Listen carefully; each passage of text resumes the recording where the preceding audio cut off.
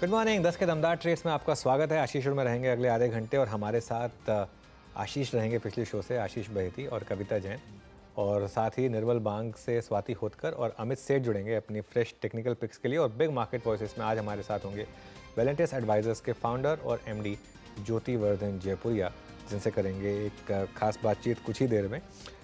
लेकिन इससे पहले एक बार जरा मार्केट पर एक नज़र डालते हैं। और आज अच्छा मोमेंटम मार्केट में, खास तौर से बैंक्स में और मिड कैप्स में। निफ्टी भी ठीक ठाक है वैसे, 21,000 के पार फिर एक बार। बैंक निफ्टी 47,500 की तरफ बढ़ता हुआ इस समय। RBL bank, Vodafone idea, PNB, PVR INOX, ये कुछ स्टॉक्स हैं जो इस समय फ्रेश ब्रेकआउट दे रहे हैं आपको। Samvardhana Motherson, Canara Bank, Tata Power, Laurus Labs, Bank of Baroda, Coal India, ये कुछ और स्टॉक्स जहां पर इस समय मोमेंटम, जी एंटरटेनमेंट उनमें शामिल है। स्टॉक्स जो नीचे हैं लेकिन थोड़ी सी रिकवरी के साथ, उनमें डॉक्टर रेड्डीज और एक आध और फार्मा नेम्स, औरोबिंदो फार्मा और एल्केम लैब्स, और एक्सिस बैंक एक स्टॉक है जो बैंकिंग में इस समय हल्का सा वीक है। आशीष बिल्कुल ठीक। चलिए, गुड मॉर्निंग आपको एक बार फिर से 10 के दमदार ट्रेड्स में आप सबका स्वागत है। थोड़ा सा वॉलेटाइल हुए थे निफ्टी बैंक, रखिएगा तो आज सुबह के 45 मिनट की तस्वीर, धक धक मूवमेंट सब आपको स्क्रीन पर नजर आएंगे। फ्राइडे के बढ़िया मूव्स के बाद एक अच्छा गैप अप इस पॉकेट एरिया था जब निफ्टी फ्लैट खुला था, पर वो सारे गेन्स अचानक वाइप आउट हुए, हम इन रेड स्लिप हो गए थे। वहां से वापस निफ्टी बैंक की रिकवरी होती हुई 1/3% अब फाइनली मजबूत निफ्टी बैंक कामकाज करता हुआ। तो इंटरेस्टिंग रहा है 45 मिनट। एक्सपर्ट्स का पैनल रेडी है हम सबकी मदद करने के लिए। जो जो जुड़ चुके हैं डायरेक्टर साहब, सबको स्क्रीन पे दिखाना शुरू करिएगा। कोलकाता से बहेती साहब जुड़ गए हैं और निर्मल बंग मुंबई से स्वाति होतकर भी जुड़ती हुई। आप दोनों का भी स्वागत है। और कविता जी, बहेती साहब, आपको भी welcome on this show. Amit सेठ साहब, क्या हालचाल कोलकाता? अमित सेठ साहब का मैं बता रहा था, आप थे नहीं फ्राइडे को। कोलकाता वालों के जलवे चल रहे हैं। क्यों, क्या हुआ? पता नहीं, आरपीजी संजीव गोविंद का ग्रुप ऐसे चमका ही चले जा रहा है, चमका ही चले जा रहा है, गजब चले जा रहा है। उसमें वैल्यू बहुत है असल में उस ग्रुप और में। क्या कितने समय का डट था वो पॉकेट पूरा, और क्या मूव आने बहुत शुरू हुआ। वैल्यू इस पॉकेट में, एक्चुअली चला ही नहीं है वो सेक्टर, वो स्पेस। उसमें कुछ स्टॉक्स हैं, उसमें एक कंपनी है जिसमें पूरी की पूरी आपकी लखनऊ की टीम है, उसका मार्केट कैप उठा के देख लीजिए आप। मतलब बहुत वहाँ पे चले ही नहीं है वो स्टॉक। तो फिर ऐसे में अमित सेठ साहब करते क्या है, जब कोलकाता नाइट राइडर्स के लिए चीयर करते हैं या फिर लखनऊ टीम के लिए चीयर करते हैं? आईपीएल में कैसे आप अपने आप को पोजीशन करते हो सेठ साहब? जी Ashish ji, good morning. Anuj ji, good morning, and everybody on the panel, good morning. Ashish ji, cricket में मैं केकेआर को ही सपोर्ट करता हूँ। मेरा बेटा बहुत बड़ा फैन है केकेआर का। In fact he also plays cricket, cricket association of Bengal में अंडर 16 में for club cricket he plays a lot. तो काफी शौक है उसको भी। तो जब भी कोई मैच होता है तो मेरा मन हो ही ना हो, लेकिन उसके चलते मुझे हमेशा जाना पड़ता है केकेआर के मैचेस में। ये एक्चुअली इसमें ज़्यादा तकलीफ होती है उन लोगों को जो फॉर एग्जांपल दिल्ली के लोग हैं, वो वैसे विराट कोहली के फ़ैन हैं, लेकिन अब विराट कोहली खेल रहा है बैंगलोर के लिए, तो किसको आप सपोर्ट करोगे फिर? जैसे मुझसे पूछा जाता है कि भाई आप किसको सपोर्ट करते हो, मैं तो खैर मुंबई को ही करता हूँ कि अब तो अपना घर है मुंबई, इसके लिए। लेकिन ज़्यादातर लोग ना जहाँ रहते हैं उसी टीम को सपोर्ट करते हैं। अपना तो टेंशन ही नहीं है, ना भोपाल है, ना आसपास कोई इंदौर हो, किसी की टीम ही नहीं है। तो अपना तो सब कुछ मुंबई है। ठीक है। अच्छा, आज के अब टॉप ट्रेड्स की तरफ चला जाए। 10 के दमदार ट्रेड, जो बेसिक शो का प्रेमाइस है, इस समय के बढ़िया आइडियाज। स्वाति जी, आप शुरुआत करो। क्या रडार पे निर्मल बंग के टॉप 2 ट्रेडिंग आइडियाज इस समय के? Yes, good morning to all of you. आज के लिए मैं 2 बाय कॉल देना चाहूंगी। पहला है जिंदल स्टील एंड पावर पे 695-696 के रेंज में चल रहा है। डेली चार्ट पे देखोगे तो फ्लैट पैटर्न का ब्रेकआउट है, कंसोलिडेशन ब्रेकआउट है, इंपॉर्टेंट मूविंग एवरेजेस के ऊपर वेल प्लेस्ड है। तो मुझे लगता है इसमें काफी अच्छी स्ट्रॉन्ग मोमेंटम रैली हमें नजर आ सकती है 735 टू 740 के रेंज में। तो करंट लेवल पे बाय कीजिएगा, 675 का स्टॉप लॉस प्लेस कीजिएगा। सेकेंड बाय कॉल मेरा बाटा इंडिया पे। काफी दिनों से हम देख रहे थे कि बाटा इंडिया ने अच्छी वेल प्लेसमेंट दी है 50 एंड 100 डीएमए के ऊपर, and high top high bottom formations में चल रहा है। जिस हिसाब से इसका मोमेंटम है, आई बिलीव कि इसमें काफी स्ट्रॉन्ग पोटेंशियल है। मिनिमम एटलीस्ट 1750 तक ये रैली कंटिन्यू कर सकता है। 1680 के रेंज में चल रहा है ये काउंटर, तो करंट लेवल पे बाय कीजिएगा।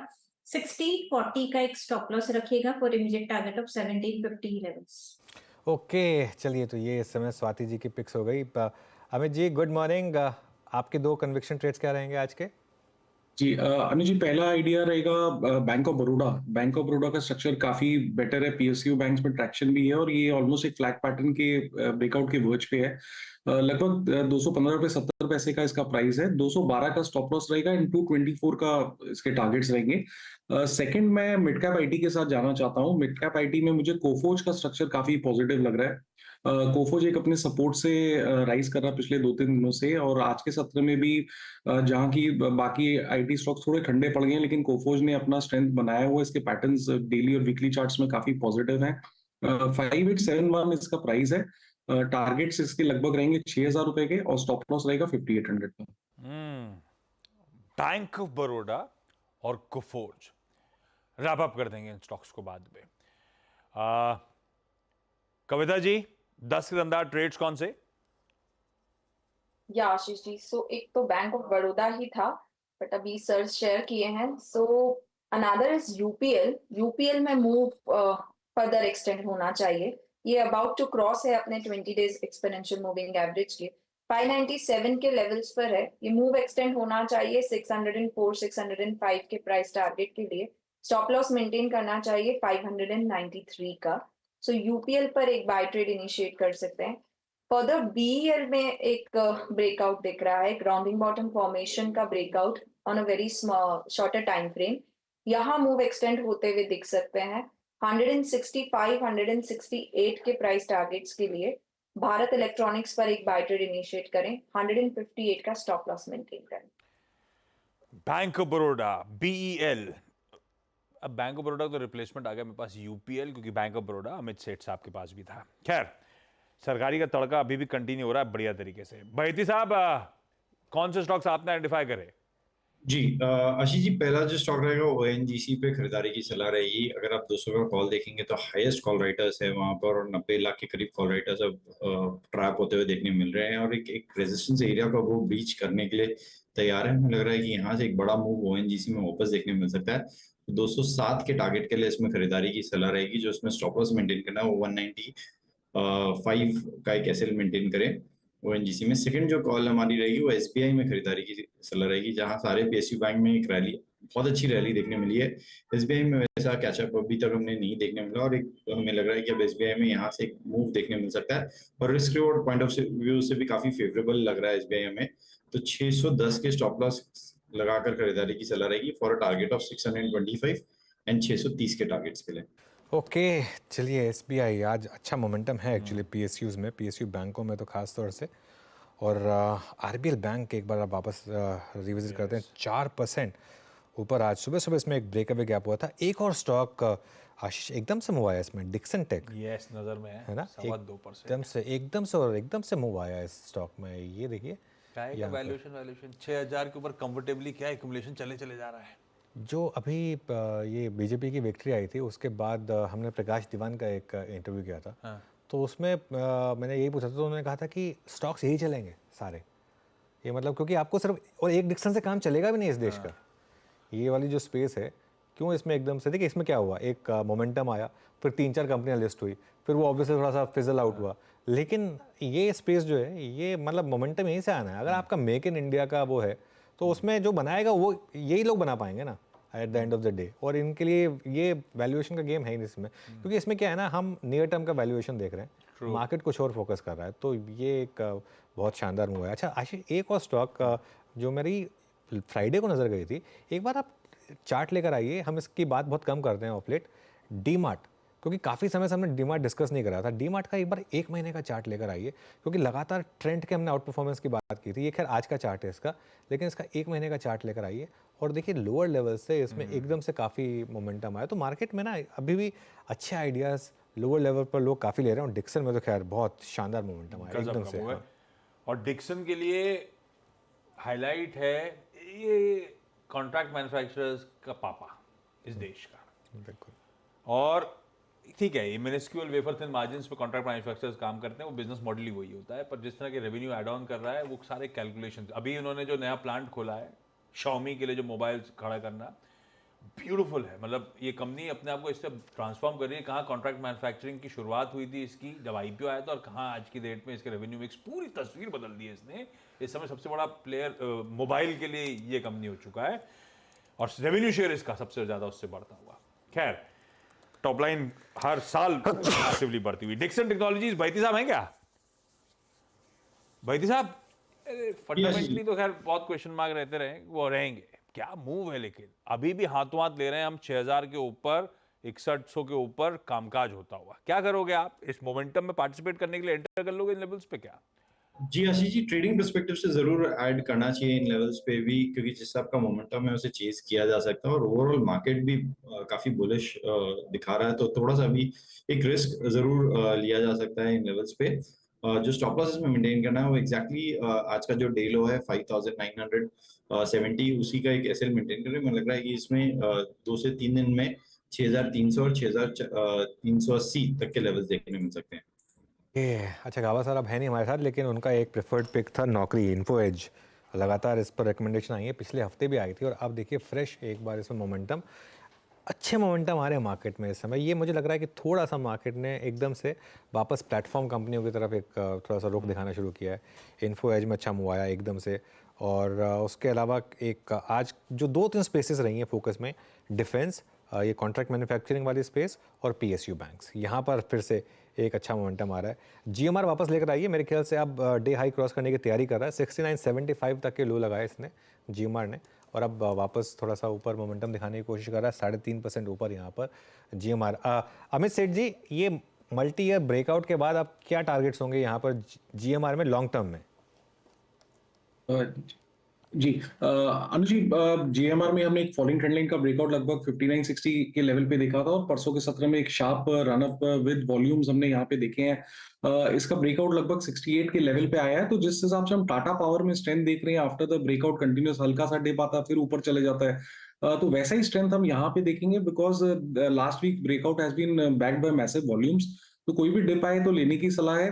लगभग 7120 7130 का इसका प्राइस है। अभी भी पोजीशन बनाई जा सकती है with a stop loss of 69 and a target of 75।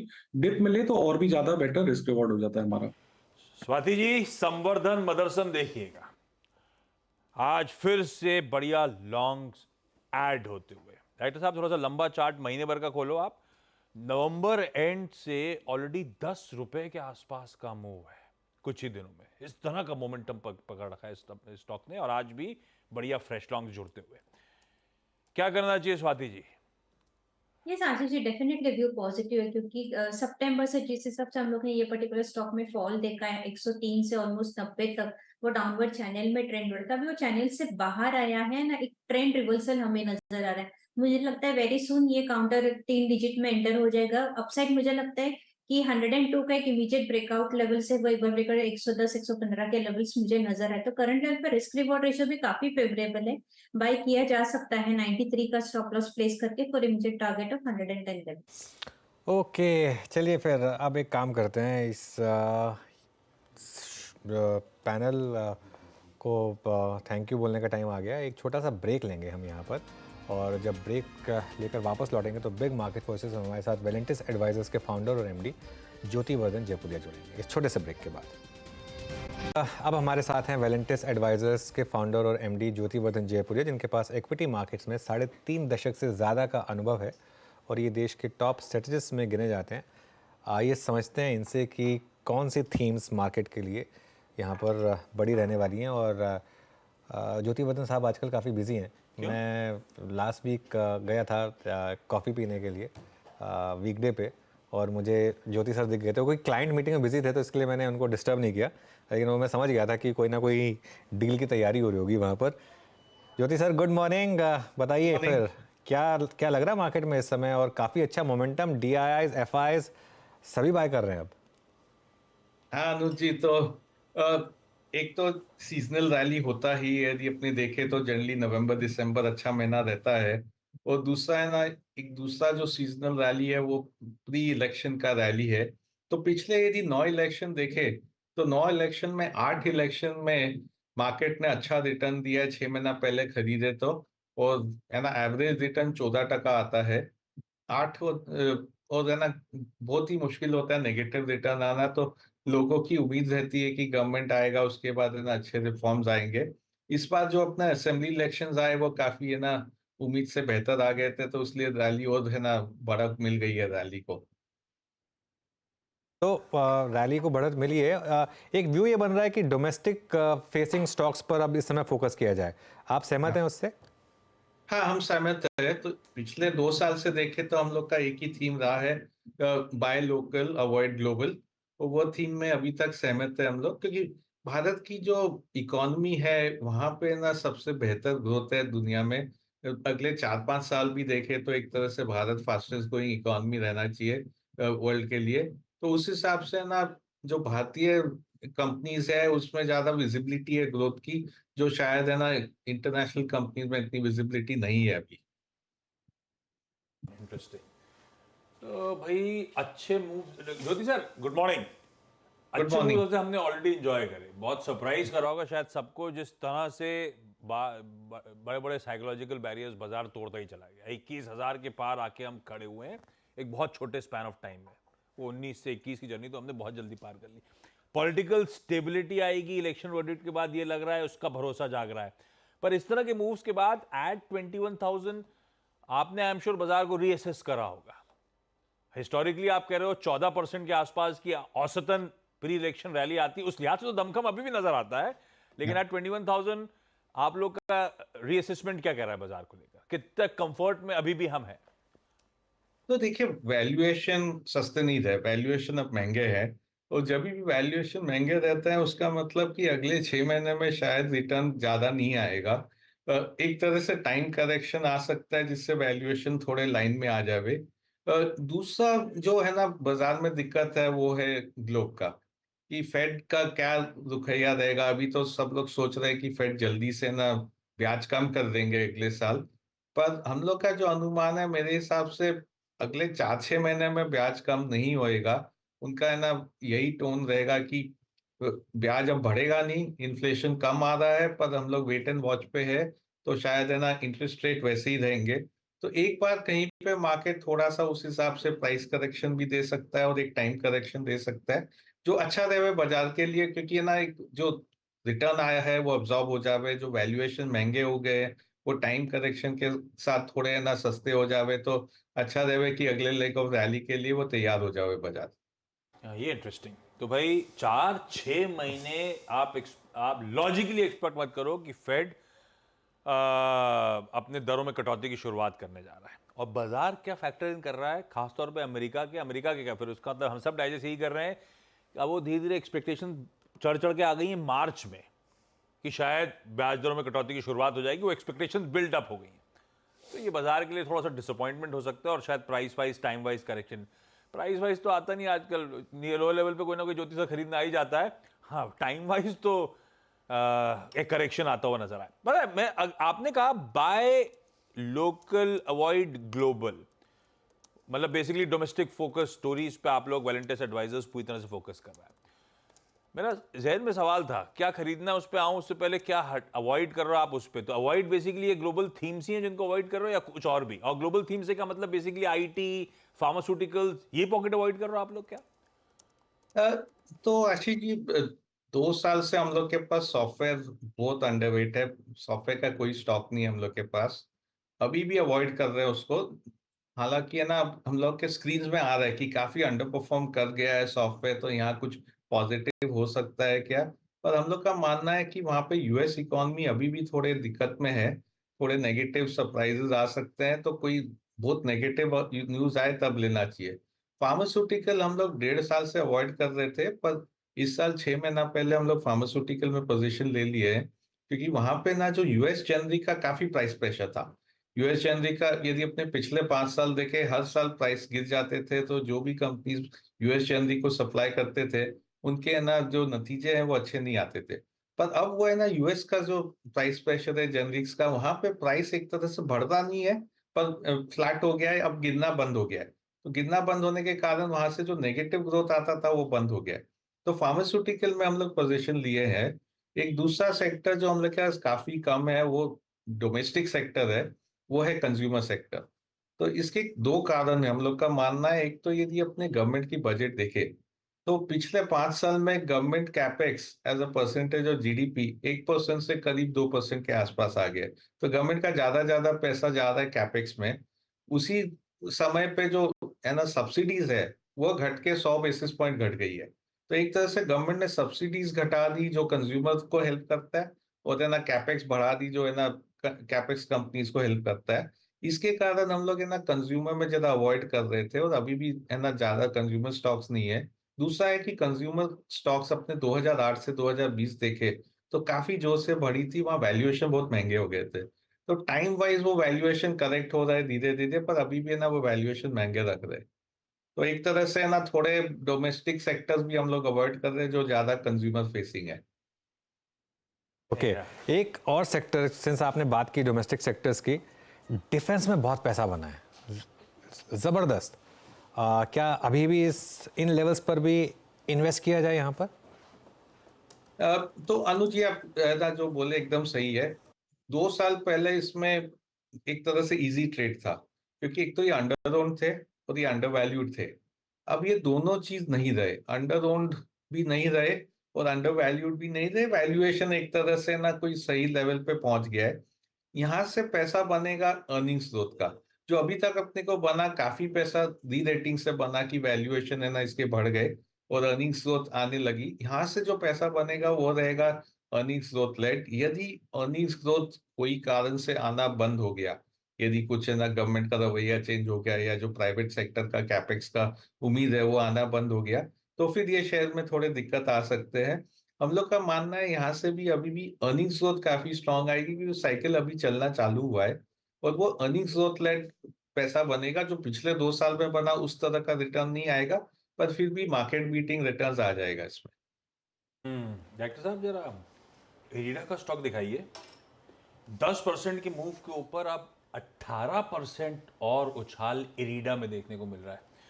क्या मूव आ रहा है स्टॉक में? 83 ये जोन्स पे आके इरिडा खड़ा हुआ है।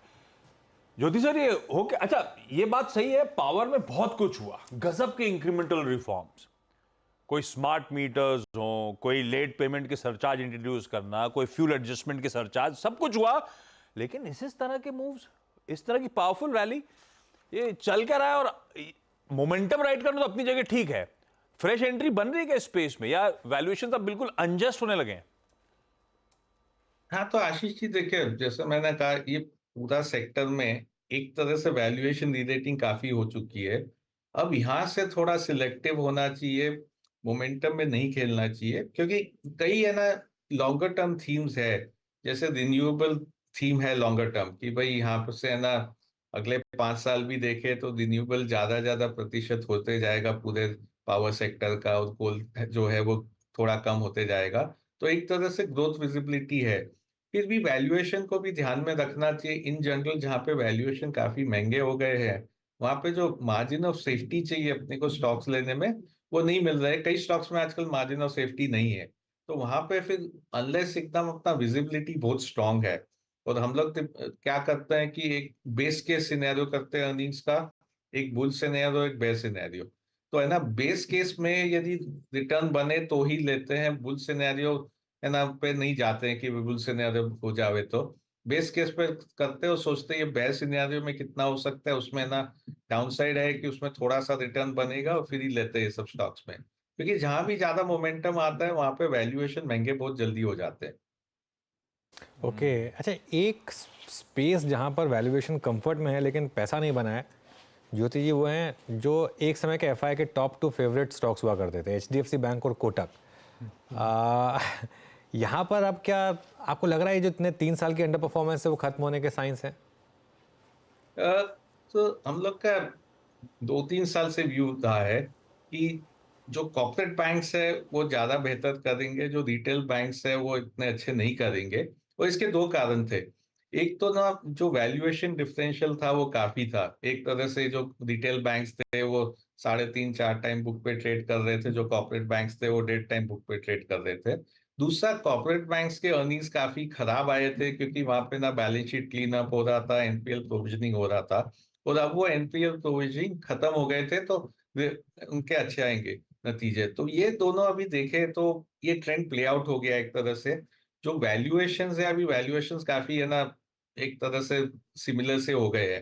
अ, अभी भी हम लोग तो एक कॉर्पोरेट बैंक्स पे ही खेल रहे हैं। कॉर्पोरेट बैंक्स में जो फ्रंट लाइन है वहां पे वैल्यूएशन है ना काफी ना सिमिलर से हो गए हैं, पर काफी प्राइवेट सेक्टर में भी छोटे छोटे बैंक्स है जहाँ पे वैल्यूएशन डिफरेंशियल काफी है। तो अभी तक हम लोग के तो इंक्लिनेशन है कॉर्पोरेट बैंक्स ही लेने का, पर एक तरह से जो एकदम बड़ा अंडर परफॉर्मेंस डिफरेंस था, अगले 2 साल में वो वैसे अंडर परफॉर्मेंस डिफरेंस नहीं देखने मिलेगा। शायद दोनों के रिटर्न एक तरह से सिमिलर से होते जाएंगे। इंटरेस्टिंग।